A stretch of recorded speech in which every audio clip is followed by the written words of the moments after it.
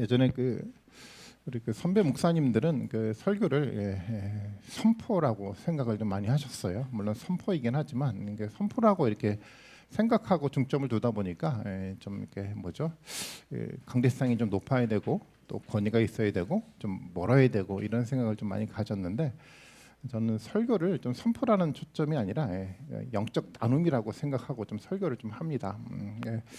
하는 말씀을 가지고 설교자와 성도들 간에 있는 어떤 영적 대화, 만남, 이게 좀 설교라고 저는 정의를 좀 하고 있어요. 그래서 저는 좀 멀고 권위 있는 것보다도 좀 따뜻하고 친근하고 여러분 가까이 가서 말씀을 나누고 설교를 하고 싶은 마음을 좀 많이 갖습니다. 그래서 정말 많이 여러분 가까이 가고 싶어요. 물리적으로 많이 가까이 가면 또 마음도 가까워지지 않습니까? 안 그런가요? 마음과 가까워지고 또 거리도 가까워져서 여러분과 정말 하나님 말씀을 가지고 영적 대화를 하고 말씀을 나눌 수 있는 시간이 되었으면 좋겠다는 생각을 좀 많이 해요. 물론 우리 교회 구조가 이렇게 좀 뒤로 좀 길어서 뒤에 있는 분하고 저하고 좀 거리가 멀기는 하지만 좀 더 가까워졌으면 좋겠어요. 여러분들과 저와 이렇게 마음을 열고 대화를 하면서 정말 이 성경을 통해서 하나님 우리에게 하시고자 하는 이야기, 우리에게 들려주시고자 하는 이야기가 어떤 것인지를 정말 진지하고 깊게 좀 이해하고 받아들이면 참 좋지 않을까라는 좀 마음을 좀 갖습니다. 그런 마음으로 제가 틈날 때마다, 항상은 아니겠지만 이렇게 좀 앞에 나와서 여러분들과 이렇게 좀 말씀을 좀 나누도록 하겠습니다.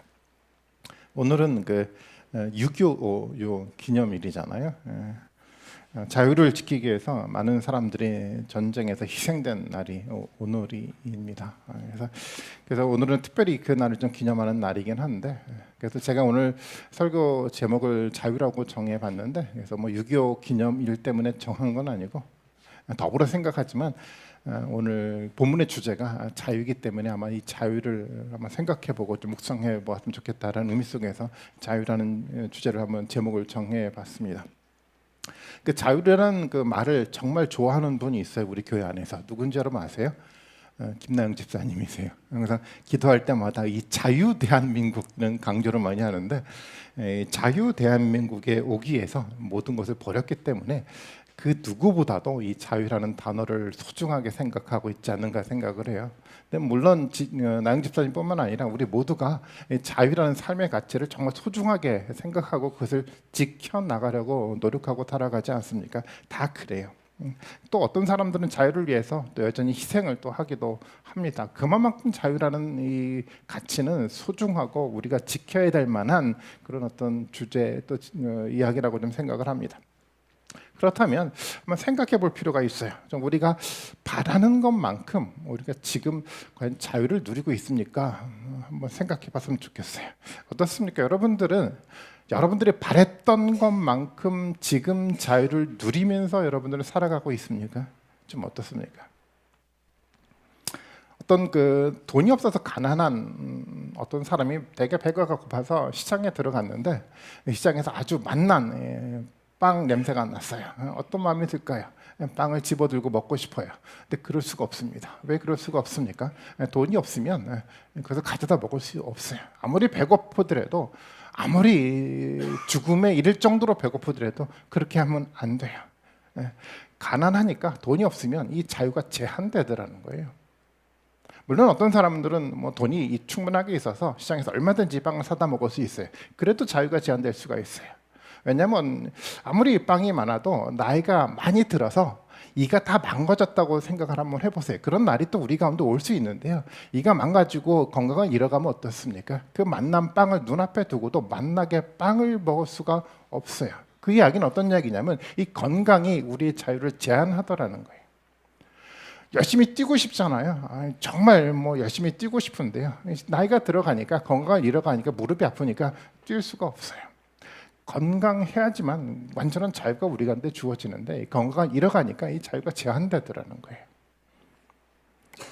우리는 마음껏 살아가고 싶잖아요. 여러분도 그렇지 않습니까? 저도 그래요. 정말 마음껏 사랑하고 싶어요.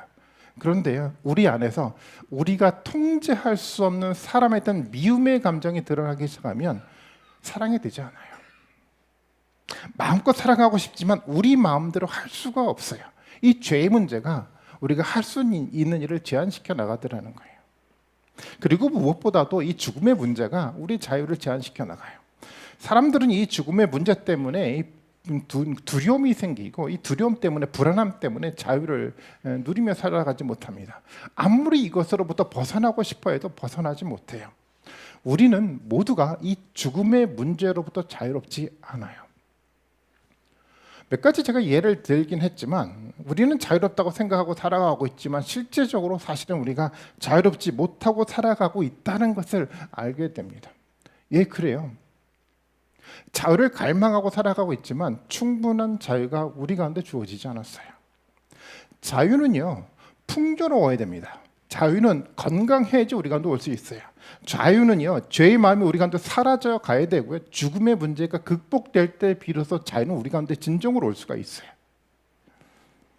그렇다고 한다면 우리는 한 가지 결론을 내릴 수가 있죠. 이 자유를 해결할 수 있는 유일한 분은 누구밖에 없냐면 모든 것을 완벽하게 해결할 수 있는 예수 그리스도를 통해서만 이 자유가 우리 가운데 주어진다라는 거예요. 그 누구도 우리에게 자유를 줄 수 없어요. 우리가 역사 속에서 계속 보호하지 않았습니까? 어떤 위대한 사람이 이 세상에 나타난다고 하더라도 그 사람이 우리에게 진정한 자유를 줄 수가 없어요. 이 모든 문제를 해결할 수 있는 능력이 없기 때문에 그런 겁니다. 하지만 이 모든 것을 해결할 수 있는 유일한 분이요, 예수 그리스도는 우리에게 진정한 자유를 줄 수 있다라는 겁니다. 그래서 우리가 진정한 자유를 찾기 위해서요, 이상한 몇몇 교회가 하는 것처럼 어떤 정치 지도자를 찾아가야 되는 것이 아니고요, 또 총을 들고 누군가 싸워 이겨서 자유를 얻어가는 것이 아니라 진정한 자유를 얻기 위해서 우리는 예수 그리스도를 만나야 돼요. 왜냐하면 그 예수 그리스도 안에 진정한 자유가 있기 때문에 그런 겁니다. 그렇다고 한다면 정말 예수님은 정말 참 자유를 가져다 줄 수 있는 정말 그런 분이 여러분 맞습니까? 여러분 그렇게 믿고 있죠? 아멘. 예수님은 사람들을 만나서 여러 가지 이야기를 하는데 사실은 예수님의 이야기가 이해가 되지 않는 이야기가 너무도 많아요. 사람들 만나 예수님은 자신의 얘기를 해요. 이렇게 얘기를 하죠. 나는 위에서 왔다라고 얘기를 해요. 난 이 세상에서 온 것이 아니라 하늘에서 온 사람이다라고 얘기를 해요. 여러분 이해가 되십니까? 예수님 이런 얘기도 하시더라고요. 나는 아브라함보다 이전에부터 있었던 사람이고 나는 아브라함을 봤다라고 얘기를 해요. 여러분 이해가 좀 됩니까? 이 말을 들었던 사람들이 이렇게 이야기를 하죠. 아니, 예수님 얼굴을 보니까 아직 50도 되지 않았는데 어떻게 아브라함을 봤냐라고 사람들이 이야기하기 시작을 했어요. 그리고 사람들이 이렇게 결론을 내립니다. 아, 예수님은 당신은 귀신 들린 사람입니다. 쉽게 말한다고 한다면 당신은 미친 사람입니다라고 사람들은 이야기하고 결론을 내렸어요. 사실 유대인들의 이런 반응은 너무도 당연해 보입니다. 보통 사람들의 눈에 볼 때 예수님 정말 그렇게 보일 수밖에 없어요. 미친 사람처럼 보여요. 말이 되지 않는 이야기만 합니다. 정말 보통 사람들의 눈에 보이는 것처럼 예수님은 여러분 미친 사람입니까? 여러분 생각할 때 어떠십니까? 아니면 예수님이 말씀하고 있는 것처럼 예수님은 정말 하늘에서 위에서 오신 분이십니까? 아마 둘 중 하나일 거라고 생각해요. 물론 또 다른 가능성은 하나 있어요. 어떤 가능성이냐면 예수님이 하늘에서 오지 않았는데도 불구하고 예수님이 거짓말을 할 수 있는 가능성은 있어요. 근데 이것은 가능성이 사실 보이진 않아요. 아니, 거짓말 때문에 십자가를 지는 분은 세상에 있을 수 없지 않습니까? 아니, 그 어떤 사람이 이 거짓말을 들키지 않기 위해서 십자가 앞에 당당하게 설 수 있겠습니까? 그럴 가능성은 존재하지 않아요. 가능성 두 가지밖에 없습니다.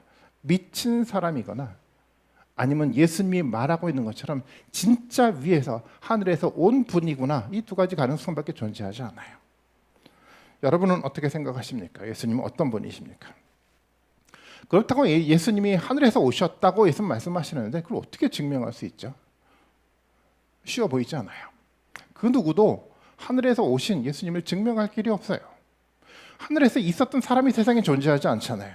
이 세상에는 하늘을 경험한 사람이 아무도 없어요. 누구도 예수님을 증명할 길이 있지 않습니다. 그런데 이 예수님을 증명해 줄 분 한 분이 있습니다. 누구시죠? 바로 하나님이시죠. 왜냐하면 하나님은 태초부터 하늘에 계셨기 때문에 모든 것을 알고 계신 분이 이 하나님이기 때문에 하나님이 예수님을 증언해 주실 수 있어요. 예수님도 이런 이야기를 합니다. 요한복음 8장 18절인데 한번 볼까요? 같이 한번 읽어보겠습니다. 시작.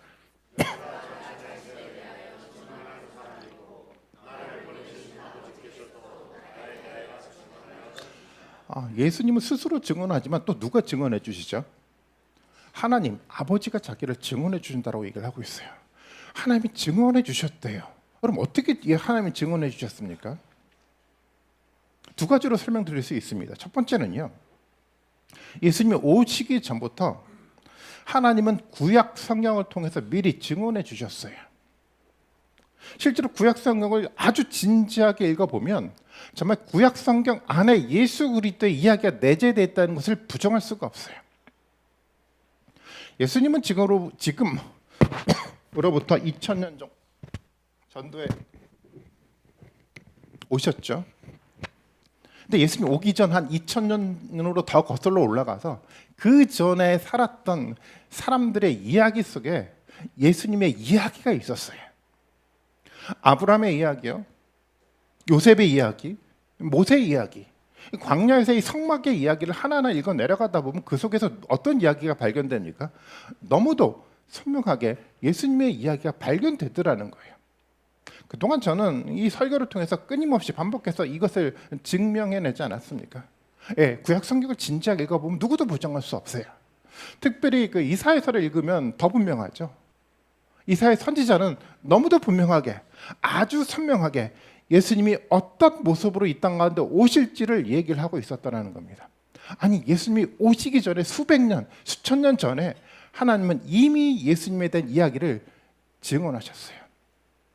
그리고 예수님은 어떻게 오셨습니까? 구약 성경에 얘기한 그대로 예수님이 이 땅 가운데 오셨어요. 그 이야기는 어떤 이야기입니까? 하나님이 이미 구약 성경을 통해서 예수님을 증언하고 있다라는 이야기입니다.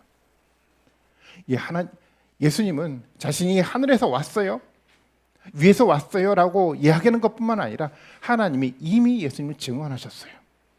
두 번째 증언이 있어요. 어떻게 또 증언을 했습니까? 예수님이 보여주시는 표정을 통해서 하나님 증언하셨어요.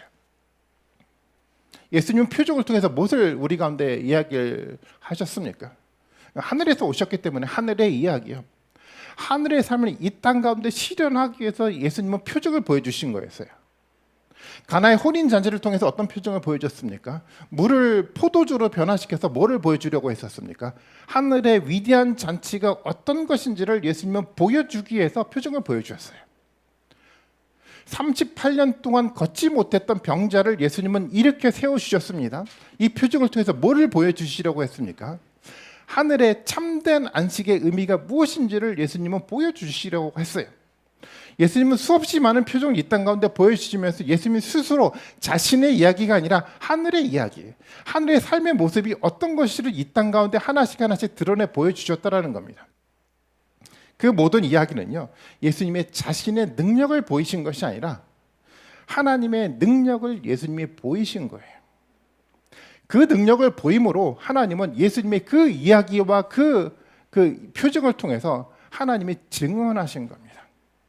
이것이 실제로 하늘의 이야기고, 이것이 실제적으로 하늘에서 있는 본질의 삶의 모습이라는 것을 하나님은 예수님의 표정을 통해서 증명하신 거예요. 이 증언이 있지 않았습니까? 하나님은 분명하게 예수님을 증언하셨어요. 이 증언이, 하나님의 증언이 있다고 한다면 더 이상의 증언이 필요하겠습니까? 가장 완전하신 그분이 예수님을 이렇게 명확하게 증언하셨다고 한다면 예수님의 말씀처럼 예수님이 어디서 오신 분입니까? 하늘에서 오신 분이에요. 유대 사람들의 생각처럼, 보통 사람들의 눈에 보이는 것처럼 미친 사람이 아니라는 거예요. 귀신 들린 사람이 아닙니다. 그분은 진짜 하늘에서 오신 메시아였어요. 우리는 이 증언을 통해서 너무도 분명하게 이 이야기를 들을 수 있고요, 우리는 확신할 수 있어요. 정말 예수님이 하늘에서 오신 분이라고 하면, 하늘의 이야기를 가지고 하늘의 삶을 이 땅 가운데 실현하기 위해서 오신 분이라고 한다면 우리에게 그 신비의 세상이요, 그 하나님의 나라를 보고 경험할 수 있는 길이 우리 가운데 열린 겁니다. 저는 이것이 축복이라고 생각을 해요. 축복이라는 것은 세상에서 다른 사람들보다 조금 더 돈을 많이 갖는 것이 아니고요, 세상 사람들보다 조금 더 명예를 가져서 축복받는 것이 아니고, 진정한 축복이라는 것은 뭐냐면 예수님을 통해서 하늘의 세상을 보고 경험할 수 있는 길이 우리 앞에 놓여져 있다는 것을 깨닫는 것이 하나님이 주시는 축복이라는 거예요. 저는 이 축복을 우리가 경험하기 원합니다. 신앙생활이라고 하는 것은요, 사람들보다 조금 더 잘 사는 것을 말하지 않아요. 조금 더 건강하게 살아가는 것이 신앙생활을 의미하지 않아요. 신앙생활은요, 이 세상에서요, 하늘에서 오셨던 예수님을 통해서 하늘의 삶을 맛보는 것이 신앙생활이에요. 그래서 그 세상을 꿈꾸고 그 세상을 실현하기 위해서 하나님의 교회를 세워가는 것이, 그것이 신앙생활의 본질인 겁니다. 저는 우리 시온서 성도님 모두가 이 축복의 삶에 동참하는 축복이 있기를 좀 바라고 있어요. 이 하늘의 삶에 진정한 자유가 있기 때문에 그것이 진정한 축복이에요. 저는 이 자유를 누리셨으면 좋겠어요. 오늘 예수님은 본문을 통해서 진정한 자유에 대한 이야기를 하고 있지 않습니까? 그런데 사실 사람들은 이 하늘의 삶을 통해서 오는 이 진정한 자유를 누리지 못하고 알지 못하고 교회를 다니기도 해요. 그저 다른 사람들보다 조금 더 윤리적 삶을 살아가면서 사람들로부터 저 사람 착한 사람이야라고 이야기를 들으면 내가 신앙생활을 잘하고 있구나라고 생각을 하고 있더라고요. 아니, 절대 그렇지 않아요. 신앙생활은요, 그렇게 착하게 살아가는 것을 말하는 것이 아니라, 신앙생활은요, 하늘의 삶을 경험하고 그 삶 속에서 주어지는 참된 완전한 영적 자유를 경험하고 맛보는 것이 신앙생활의 본질인 거예요. 그 자유를 경험하고 싶지 않습니까? 그 삶을 여러분 보고 싶지 않으세요? 봐야 돼요. 이 세상의 삶이 아니라, 이 세상의 윤리의 관점 속에서 만들어져가는 그 삶이 아니라 하늘의 그 삶이요, 이 땅 가운데 이루어져 가고 있는 그 신비한 세상을 여러분 실제적으로 경험하고 맛볼 수 있어야 돼요. 어떻게 그걸 더 가능하게 만들어 갑니까? 길이 있어요. 예수님 말씀하셨죠. 오늘 본문을 통해서요. 요한복음 8장 31절과 32절인데 한번 같이 한번 읽어보겠습니다. 같이 읽습니다. 시작.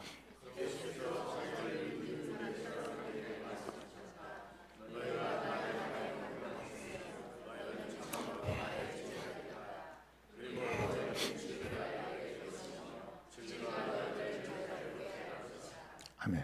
우리가 너무 잘 아는 말씀이죠. 여기에 답이 있어요. 저는 여기서 우리가 집중해서 들어야 될 것이 예수님의 말씀에 머무는 것이라고 생각합니다. 머물다라고 표현된 단어예요. 또 거하다라고 번역되기도 하는데, 이 머물다, 거하다라는 단어는요, 요한복음에서 굉장히 중요하게 사용하고 있는 단어입니다. 아니, 말씀을 공부하는 것은 알겠는데, 아니, 말씀 안에 거하는 게 도대체 뭡니까? 라고 질문할 수 있어요. 이 질문을 던져야 된다고 생각해요. 그리고 이 질문에 대한 답을 우리는 찾을 수 있어야 돼요. 말씀을 단순하게 공부하는 것이 아니라 말씀 안에 거해야 되는 겁니다. 거한다는 말은 어떤 이야기입니까? 함께 살아가는 것을 의미하는 거잖아요. 말씀을 공부하는 것에서 끝나는 것이 아니라 그 말씀을 가지고 일상의 삶에서 함께 살아가는 것을 말하는 거예요. 시온서 교회가 계속 강조해야 해왔지 않습니까? 주일에 들었던 말씀, 우리가 묵상하고 있는 말씀이 있다고 한다면 그 말씀을 인격적 예수님으로 여기고 일상의 삶에서 예수님과 대화하며 예수님과 삶을 공유하면서 살아가는 것이, 그것이 말씀 안에 거하는 삶의 모습인 겁니다. 우리가 가족과 살 때도 그렇지 않습니까? 가족과 함께 살아갈 때 우리는 가족과 대화하며 가족과 함께 삶을 나누며 공유하며 살아가고 있지 않습니까? 그런 삶을 살아가는 것을 말하는 거예요. 어떤 공부하는 곳에서 열심히 공부해서 예수님 말씀을 알아가는 것이 아니라 그 말씀을 가지고 예수님과 함께 삶을 공유하고 대화하며 만나는 것이, 그것이 말씀 안에 거하는 거예요. 우리는 지난주에 오만한 자의 삶에 대한 이야기를 가지고 말씀을 좀 나눴어요. 삶에서 그 말씀을 나누다 보면 우리 안에 오만한 자의 모습이 하나씩 드러나기 시작해요. 말씀을 붙들고 살아가니까 내 내면 속에 그 모습이 드러나기 시작을 하더라는 거예요. 그 모습이 드러날 때 예수님 우리에게 어떤 얘기를 던지셨습니까? 예수님 이렇게 이야기하지 않습니까? 오만하지 말고 겸손해야 된다라고 예수님 말씀하지 않아요. 그리고 예수님이 다시는 죄를 짓지 말라라고 예수님 말씀하고 있지 않습니까? 말씀을 가지고 살아가다 보니까 그 말씀을 근거로 예수님이 끊임없이 우리에게 어떤 말씀을 계속 던지더라는 거예요. 그렇게 함께 살아가는 겁니다. 그것이 말씀 안에 머무는 것이에요. 어떻습니까? 지난 한 주 이 말씀에 머물러 계셨습니까? 이 말씀과 함께 더불어 예수님과 대화하고 삶을 공유하며 예수님의 말씀을 듣고 우리가 살아가셨습니까? 이 삶을 성경에서 예수님이 얘기를 하고 있는 거예요. 말씀 안에 거해야 돼요. 말씀 안에 거할 때 예수님 뭐라고 얘기를 합니까? 말씀 안에 거할 때 너희가 내 제자인 줄 안다라고 얘기를 하고 있어요. 제자는 그런 사람을 말하는 거예요. 예수님의 제자는요, 예수님과 함께 삶을 공유하고 예수님과 대화하며 함께 살아가는 사람들이 예수님의 제자인 겁니다. 주일에 말씀을 듣고 말씀을 공부하고 바로 잊어버리는 사람이 제자가 아니고요. 말씀을 듣고 그 말씀을 가지고 다른 사람들을 비판하는 사람이 제자가 아니고요. 제자는요, 말씀과 대하면서 자신의 내면의 모습을 드러내고 그 내면의 마음 가운데 이 말씀을 채워가는 사람이 제자인 거예요. 내면의 마음 속에 예수님의 인격을 채워가는 사람이요. 그리고 그 인격을 통해서 만들어가는 이 말씀의 열매를 끊임없이 만들어가는 사람이요. 그 열매가 나타날 때 예수님이 말씀하고 있는 겁니다. 너가 나의 제자다라고 얘기를 하고 있는 거예요. 진지하게 여러분들에게 물어보겠습니다. 어떻습니까? 우리는 예수님의 제자입니까? 아멘. 예, 우리는 제자로 살아가려고 예배하고 있잖아요. 잠깐 잊어버리지만 그럼에도 불구하고 이 말씀 붙들고 살아가려고 부단하게 여러분 노력하고 있지 않습니까? 아마 예수님은 그런 부단한 노력 속에 얘기를 하실 거예요. 너가 나의 제자다라고요. 그렇게 말씀과 함께 살아갈 때 우리는 진리를 깨닫게 돼요. 당연하죠. 우리 내면에 있는 예수 그리스도의 인격을 우리 마음 가운데 만들어져 갈 때 비로소 하늘의 이야기가 이해가 돼가기 시작을 해요. 하나님 말씀이 그렇게 이해가 되더라고요. 아무리 공부해도 이해가 되지 않았던 이야기가 말씀 가지고 살아가니까, 예수 그리스도의 인격을 내 마음에 채워가니까 하늘의 이야기가 이해가 돼가기 시작하더라는 거예요. 어떤 사람이 이렇게 묻게 됩니다. 아니, 열심히 말씀을 공부했는데 왜 하나님 나라가 보이지 않죠? 열심히 말씀을 연구했는데 왜 하나님 나라가 믿어지지 않습니까? 라고 질문을 해요. 왜 그렇습니까? 여러분 답을 아시죠? 왜 그렇습니까? 말씀과 함께 살지 않아서 그래요. 예수님과 삶에서 대화하지 않아서 그래서 그런 겁니다. 여러분, 목회자의 설교에만 여러분 의존하지 않으셨으면 좋겠어요. 목회자의 설교 굉장히 중요한데 여러분 이것만 의존하지 말고 여러분 이 말씀을 가지고 예수님과 더불어 일상의 삶 속에서 함께 살아가셨으면 좋겠습니다. 그래야 진리가 경험됩니다. 그래야 하늘의 이야기가 우리 삶 속에 들려요. 진리가 무엇인지 분별할 수 있는 지혜가 우리 가운데 생겨날 수가 있어요. 그 예수 그리스도와 함께 살아갈 때 비로소요. 이 예수님 안에 있는 진리를 우리가 알아가야 되는 겁니다. 너무도 중요해요. 특별히 현대 사회에 살아가는 사람들에게는 저는 이 이야기가 더 중요하다고 생각을 하고 있습니다. 오늘날 많은 사람들은 이 절대적 진리가 없다라고 생각을 하고 살아가요. 사람들이 가지고 있는 생각 모두가 다 진리라고 생각하는 상대적 진리의 개념만 가지고 살아가고 있더라고요. 종교도 마찬가지였습니다.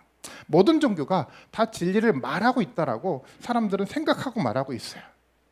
정말 듣기 좋은 이야기죠.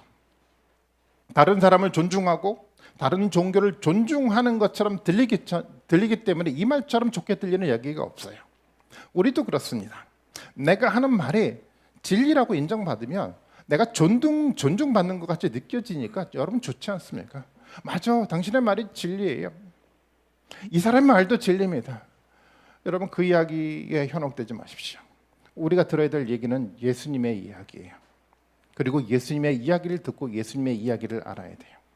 사람들이 말하는 모든 사람들이 가지고 있는 이 상대적 진리가 우리를 영원한 생명으로 이끌어가지 못해요. 사람들이 말하는 그 상대적 진리가요, 옳다라고 생각하는 그 이야기가 우리를 살리지 못해요.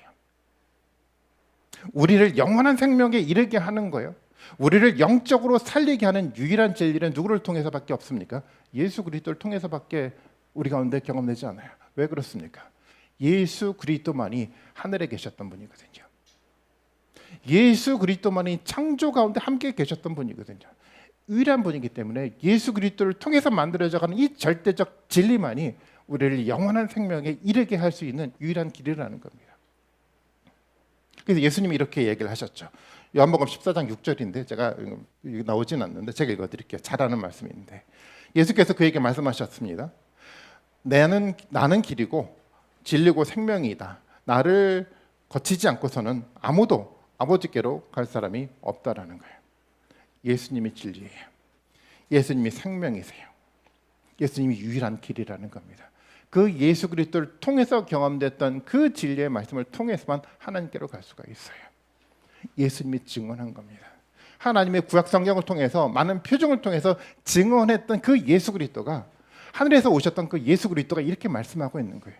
이 진리를 통해서만 우리는 영원한 생명에 이를 수 있다라고 이야기하고 있는 겁니다.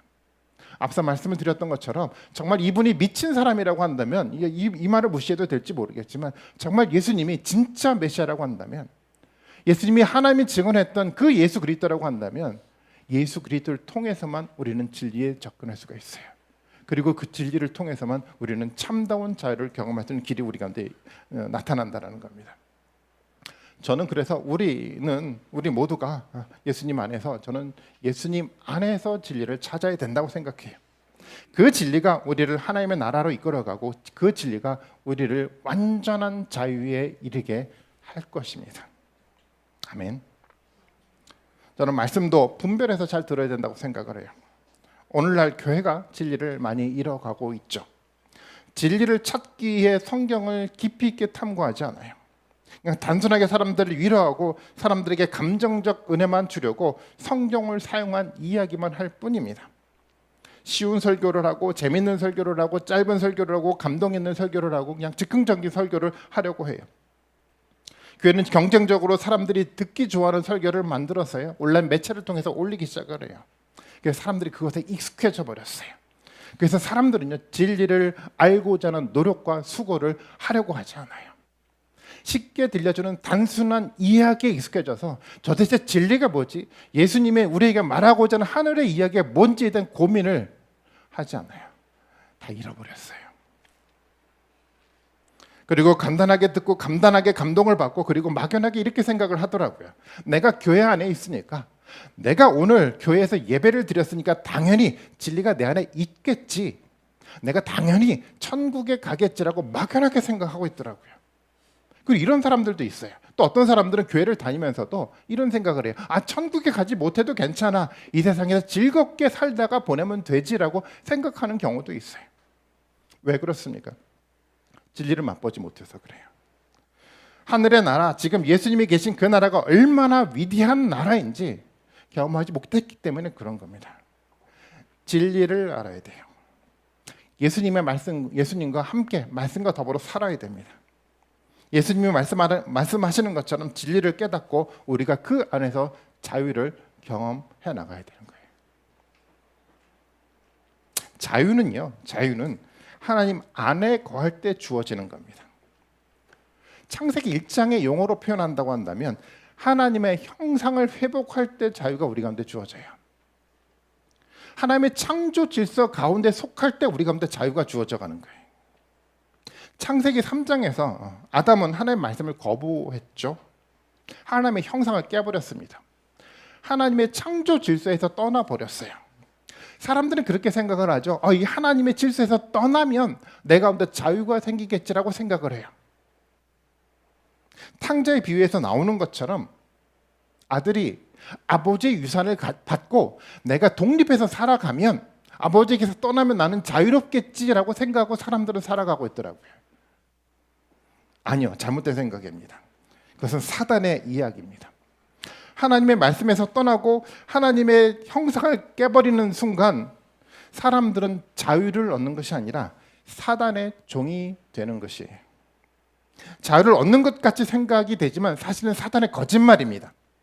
자유가 아니라 하나님의 창조 질서에서 떠나게 되면 죄의 종이 되고 사단의 종이 되는 겁니다. 죄의 종에게 하나님 죽음으로 심판하지 않았습니까? 이 죄 때문에 병이 생기고 가난이 생기고 인간관계의 파괴가 이 땅 가운데 생겨났어요. 나라와 나라가 전쟁을 하고요. 그리고 나라와 나라가 서로를 지배하려고 전쟁을 하기 시작을 했어요. 사람과 사람의 관계 속에 경쟁을 하고 싸우고 서로 간에 미워하며 살아갑니다. 그리고 사람의 관계를 갑을의 관계로 만들어가면서 서로 간에 지배하려고 하고 있어요. 자유가 깨져버렸어요. 죄의 종은요, 이것에서 벗어나지 못합니다. 이 사단의 종에서 벗어나기 위해서 우리에게 필요한 분이 바로 예수 그리스도예요. 하나님의 형상을 다시 한번 회복하고요.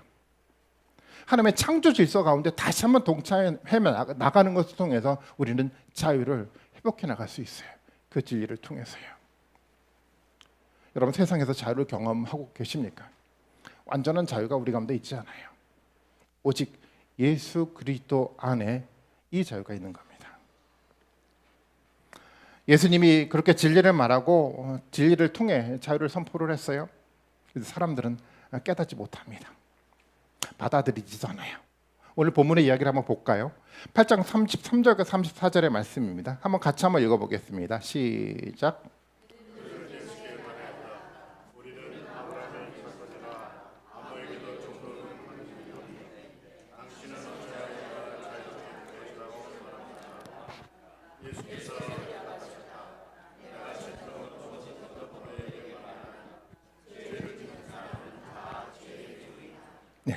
사람들은 그렇게 생각하고 있죠.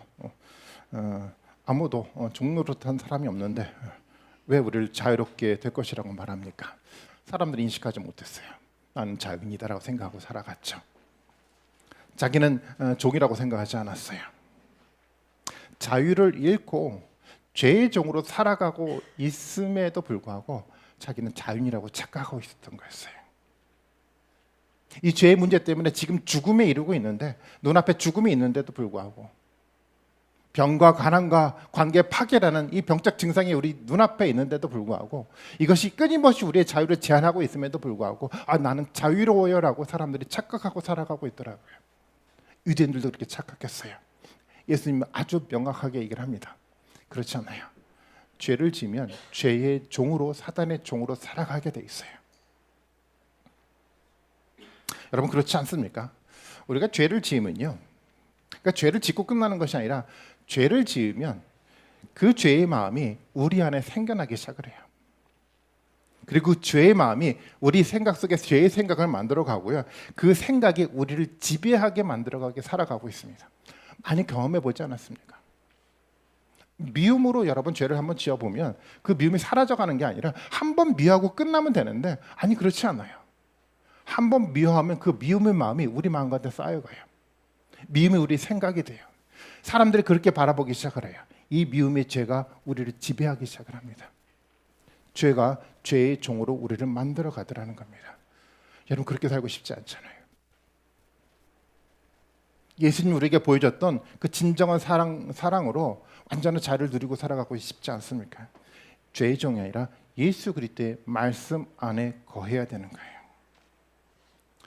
죄의 종, 사단의 종으로 살아가지 마시기를 바랍니다. 하나님의 심판에 우리의 몸을 여러분 밀어넣지 마시기 바랍니다. 말씀 안에 거하십시오. 말씀 속에서 진리를 여러분 찾아내십시오. 그리고 하늘의 삶, 그 삶에서 오는 참된 자유를 맛보고 살아가시는 여러분들이 되셨으면 좋겠어요. 여러분, 그것이 신앙 생활입니다. 저는 우리 모두에게 이런 축복이 있기를 바라고 있습니다. 그렇기 때문에 우리는 아무것도 하지 않는 것이 아니라, 예배를 마치고 모든 것을 잊고 살아가는 것이 아니라 지금부터 이 말씀을 가지고 말씀과 더불어 살아가야만 합니다. 이 말씀이 우리에게 진리를 알려주고, 이 진리가 여러분에게 영적 자유의 참된 의미가 무엇인지를 맛보게 할 겁니다. 물론 우리는 완전하게 그 나라를 경험하지는 못해요. 완전한 자유를 우리는 이 세상에 다 알고 경험하지 못합니다. 하지만 그 완전한 그 자유가 예수 그리스도와 함께 계속해서 완성되어 가고 있다는 것을 알고 있어야 돼요. 그것이 우리 가운데 소망으로 생겨나지 않습니까? 여러분, 자유를 경험하십시오.